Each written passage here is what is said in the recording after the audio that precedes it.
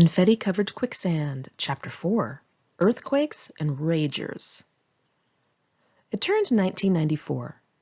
The movie Reality Bites came out, and that Lisa Loeb song, Stay, was big. The Cranberries, the Gin Blossoms, and Beck were popular. Anthony loved that song by the Crash Test Dummies. There was some new R&B stuff out, like DeBrat's Functified and Coolio's Fantastic Voyage. I'm not a good singer, guys. And Aaliyah's Back, Forth and Forth.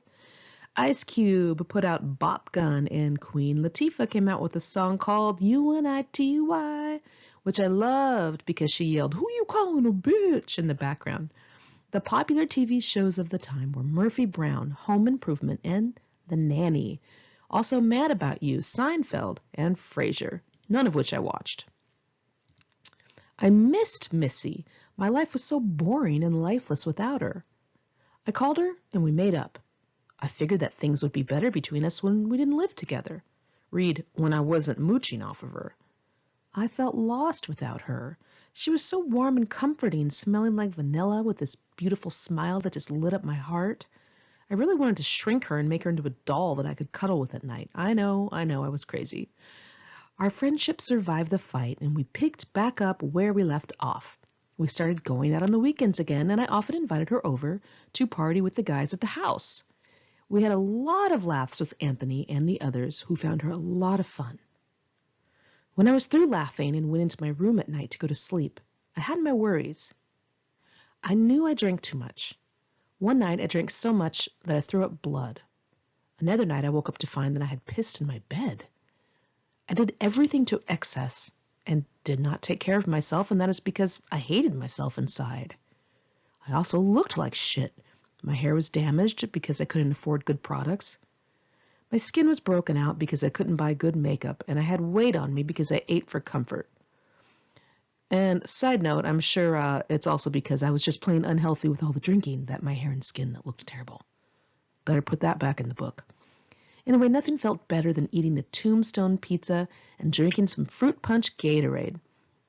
I knew my looks were no longer carrying me, and I was newly aware that I came off as poor white trash. But there was one thing that bothered me more than any of that. I didn't know what I was going to do with my life. I was scared. How would I ever support myself? I didn't have enough money saved to get me through 1 week, let alone a year. I didn't know what to do about my future. I couldn't imagine having a future. I really wasn't sure I would be alive. I wished I knew some adults, someone who could tell me how to do things. I was flying by the seat of my pants, and I did not know how long that would last. That January, Anthony, Missy, and I were out at a disco club in Hollywood called Club 70s. It was held in the building that formerly hosted Ricky Rackman's club, the Cat House. We got back home at around 3 a.m., and I tumbled into the bed with Missy, and Anthony took the couch. And about an hour later, I awoke to the loudest rumbling sound that I'd ever heard. I'm talking a sound that is not normal, a sound you've never heard before. My first thought was that it was an attack from another country, that we were being bombed. Before I could even form another thought, Missy jumped on top of me and shielded me while the TV came flying at us. She started screaming. It was an earthquake, a big earthquake. It was really dark and loud, and the floor was violently shaking. Things were flying off the walls, and we heard crashes coming from the surrounding duplexes. The wall fell off Missy's bathroom, and her bathtub was exposed to the world. The collection of empty Jim Beam bottles on top of her fridge was shattering everywhere, and so did the aquarium in the living room. As the shaking started to calm down, I put my contact lenses on in the dark. I immediately grabbed tennis shoes and sweatshirts and filled a duffel bag. I wanted to be prepared if we were going to be stuck outside. We wondered if Anthony was okay in the living room. We didn't hear any noise from him. "Anthony!" we screamed. No answer. "Anthony!" No answer. We looked at each other. Shit. Was he smashed to death? We crept out into the living room and we saw his bloated body on the couch. His eyes were closed and his mouth was open. I covered my mouth, and she continued to call his name. We were prepared to burst into tears when he started snoring like a pig. Could he have possibly slept through an earthquake that big? No fucking way. Yes fucking way. Anthony was so drunk off Coors Light that the bitch slept through the big one. Glass shattering around him, broken trees, collapsed buildings. None of it woke him up. Well, we all went out into the courtyard with the other neighbors who were all in pajamas and nightgowns and in different states of shock. One man was bleeding very badly, and a little boy had crapped his pants. Anthony was still so drunk that he said, "It smells like shit around here," and proceeded to sniff big whiffs in an exaggerated manner. I elbowed him as the boy's mother took her son under her arm. Anthony suggested to the small crowd that we should loot. "I'm Mexican, y'all better watch your hubcaps," he said, cackling. Nobody thought that was funny. He looked at me, shivering and looking down at the ground. "Are your lashes still on, girl? Where's your lip gloss? This calls for lip gloss. Earth tones, girl. Earth tones. I need a motherfucking beer." We ignored him. He got up and went into the house and dug through debris to find a beer and came back drinking one. I was so scared. I was afraid to drive back to the Topanga house. When I finally decided it was safe to do so, I took Ventura Boulevard the whole way instead of getting on the 101 freeway. I didn't want to be on some suspended bridge and have the whole thing come crashing down. Ventura looked terrible. All of the glass was shattered out of the windows of the stores. Cars were smashed by trees. When I got back to our house, Blake had a bunch of candles lit. I told him, "Hey, idiot, you aren't supposed to light matches during disasters because there could be a gas leak." I wondered to myself if he had gotten the news that you shouldn't stick metal objects into light sockets. Our water and power was out for several days. After a week passed, I wondered if my mother and my sister were okay. I hadn't heard anything. I couldn't get a hold of them. I finally got a hold of my grandmother, who told me they were okay, and I told her to tell them I was alive if they asked. Journal entry, January 27th, 1994. My main fears right now are earthquakes, the rapture, death, hell, AIDS, not having a place to live in the future, scabies, and chlamydia. I have a sinus infection. I need my teeth bleached, liposuction, and a nose job. And I can't even think of anything that I like except for the movie Peter Pan. It comforts me more than anything else can right now. The songs, the rooftops, the chimneys against the dark sky, the warm nursery where the children are safe and tucked in their beds, sleeping in their pastel night clothes with a big dog to protect them while their parents kiss them goodnight. I know it sounds crazy, but I wish I could have all that more than anything else in the entire world. I hate that my family won't have me. I hate that I don't have any one true confidant. I hate that I gossip so much. I'm still scared to grow up and become an adult. I wish I could be little again. I was so creative. When you're 20 years old, you can't exactly go climb on the woodpile or go out to play on the grass. I'm in a crusty green robe, staring at a crummy glass of blush that will only give me a headache should I decide to drink it. I feel like I'm going to punch someone in the eye. I really want to knock someone's block off or maybe just kick the wall 300 times so my foot will break. If I have to knock Sean's cat off me one more time, I'm going to go crazy. If I could break a plate over someone's head or something, I really would feel relief. I just heard a real classy burp from that chump, Lucas. I hear Anthony doing one of the most irritating things that he does besides snoring, whispering words out loud when he's reading. I just smacked a roly-poly bug with my pen and it curled into a ball. I'm looking at our end table. It has 5 different candles on it, a few are lit. There are 2 beer bottles of Bud Dry that are half full, 1 can of Anthony's favorite, Coors Light, empty, and there's a big seashell being used as an ashtray, full, a pack of zigzag rolling papers, a book of matches from Jerry's Famous Deli, a big coffee table book on Rio, and 2 different magazines with Playmate of the Year Anna Nicole Smith on the cover, Playboy and Los Angeles. There's a carton of empty Ben & Jerry's frozen yogurt, complete with spoon, a bag of half-eaten pork rinds, a leather organizer, and a paperback book, mine, called Even Cowgirls Get the Blues. Cheap Trick is playing on the CD player and a few lights are on. The fucked up brown 70s furniture really just looks outdated. It's as cold as ever, and all the guys are sitting around in shorts, reading books and magazines, scratching themselves in various places. Itch, scratch, turn the page. Anthony just said, "Do you want some speed? Something to help you clean the house? If you did a couple of lines of coke, you'd be writing in hieroglyphics." Journal entry, March 17th, 1994. I keep waking up in the middle of the night thinking about how I will have nowhere to go in 6 months when this lease is up. What if I don't even have a job? I keep thinking, wow, I'm 20 years old and I've got to start doing all this stuff myself. There's no dancer to pay my way, no parent to protect me. It's just me, and it's scary. I just looked down at my crotch and realized I have a huge rip in my pants. The styles are considerably different now. No more scrunchies and big hair and loud colors. I think the biggest thing that has changed for women is the shape of the eyebrows, from unkept and thick to thin and arched. The color scheme is a big change as well. The girls all wear earth tones like beige, cream, and brown. Flannel shirts are still in style, and those beige Timberland hiking boots with white socks and cut-off denim shorts or skirts. The makeup is in neutrals: brown lip liner or lipstick, brown blush, straight hair parted down the middle, and those damn tight dresses and small earth tone stripes that go down to the ankle.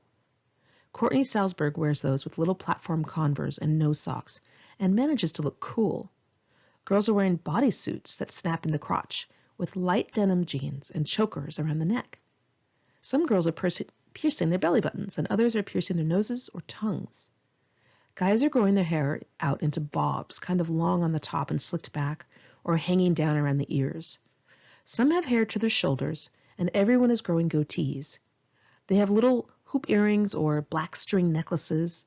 Tattoos are more popular amongst mainstream guys. It's not just musicians anymore. Everyone seems to be marking their bodies somehow or poking holes into themselves. Jane's Addiction and Pearl Jam seem to be the thing these guys at work are into, especially Tim, who reminds me of my father when he would get into his music. They go into a trance and ignore you.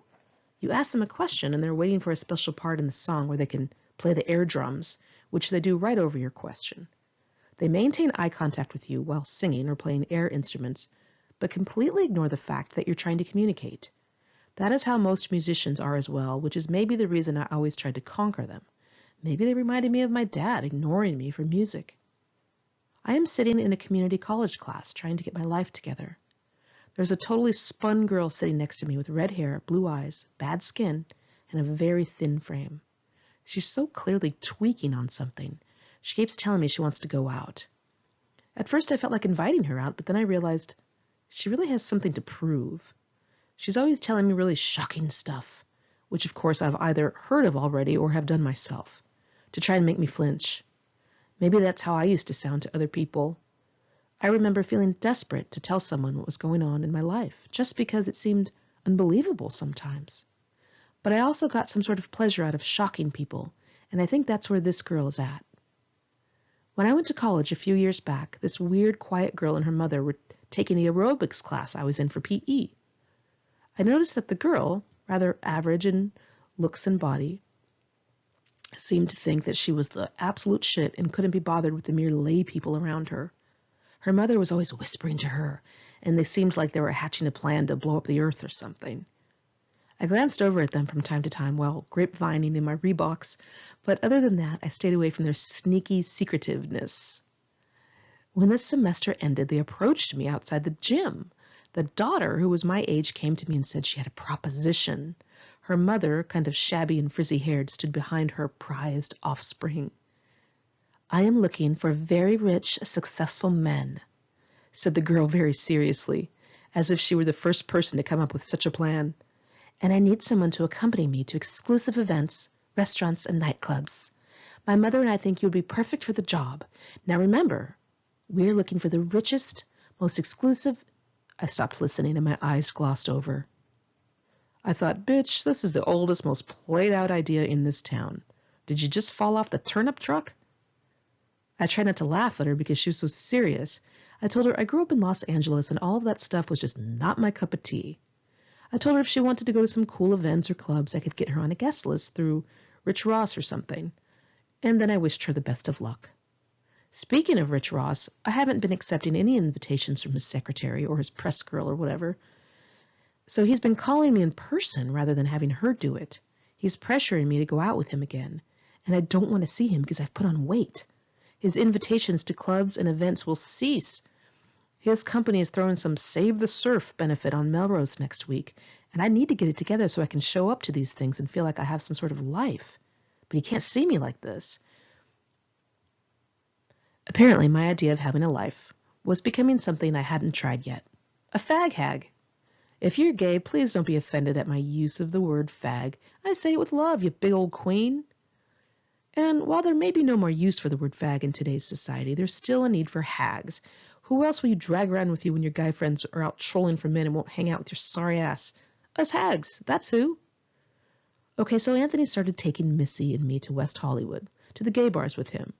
We were on the lookout for new, fun things to do, and we were thrilled to go to these crazy clubs with names like The Manhole and my favorite, Does Your Mama Know?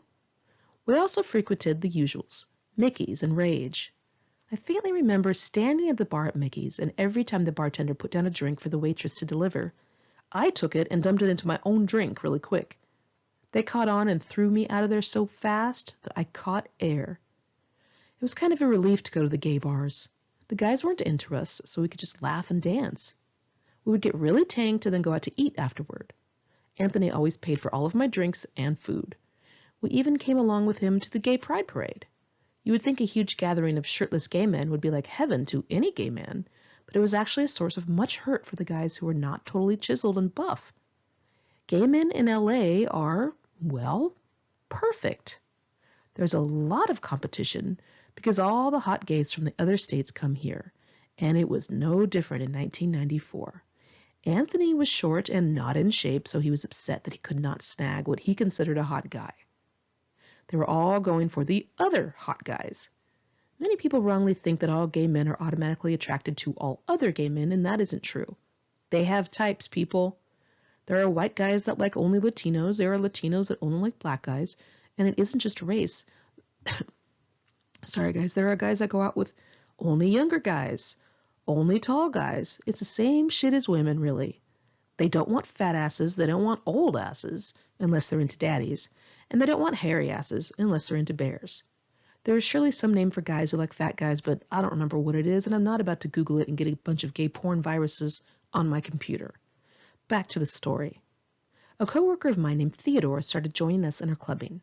He was very obviously gay, but was afraid to come out of the closet. And there was nothing more frustrating, let me tell you.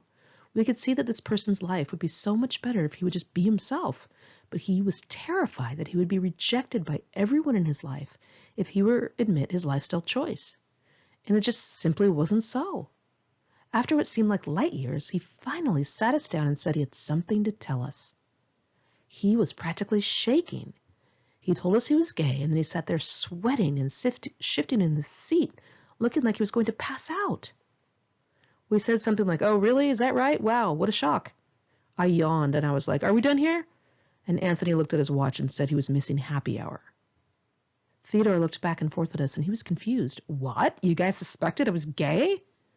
And mind you, this guy was doing kickball changes and jazz hands while mouthing the words to Mr. Vane in an exaggerated fashion. We said, "You? Nah." I was thinking, girl, please. After that, Anthony and Theodore were always on the prowl for fresh meat. Sometimes they would get on each other's nerves and get into a fight, which always entertained me. One night, Anthony pulled down a huge palm branch that was hanging from a palm tree.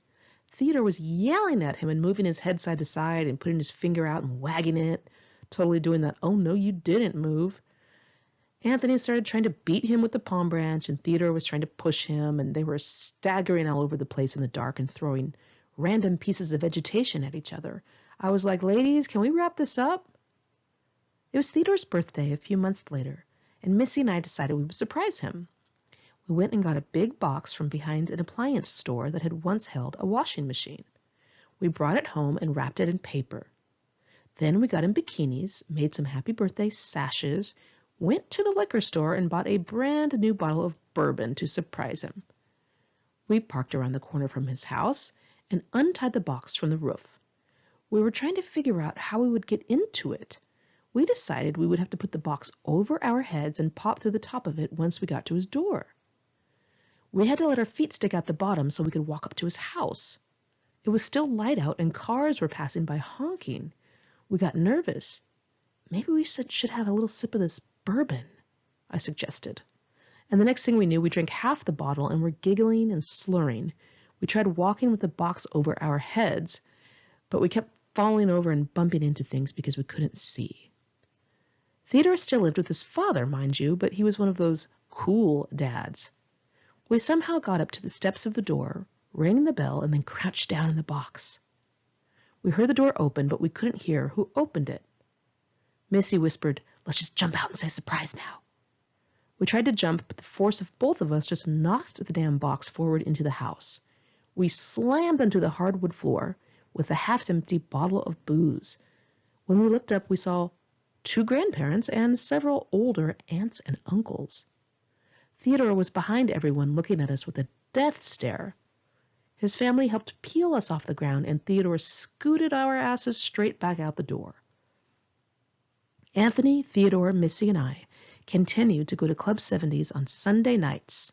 Cue Blondie's Heart of Glass. It was the closest thing to Studio 54 that we had, and we couldn't stay away from something that marvelous. Lots of pulsating disco, loads of craziness, and a river of drinks flowing.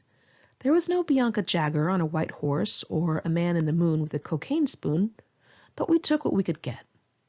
We sat in the car drinking Zimas before getting out into the cold air and bouncing up to the big line in front of the building. A transsexual named Robin worked the door, and she let us in before all others because we were always in costume and really outrageous. We experimented with fashion a lot at that club, which was just glorious. Sometimes I would put on individual lashes on the bottom of my eyes and pluck my eyebrows into nothing and wear straight hair parted down the middle to do a real mod sort of look, which was so not 70s, but whatever.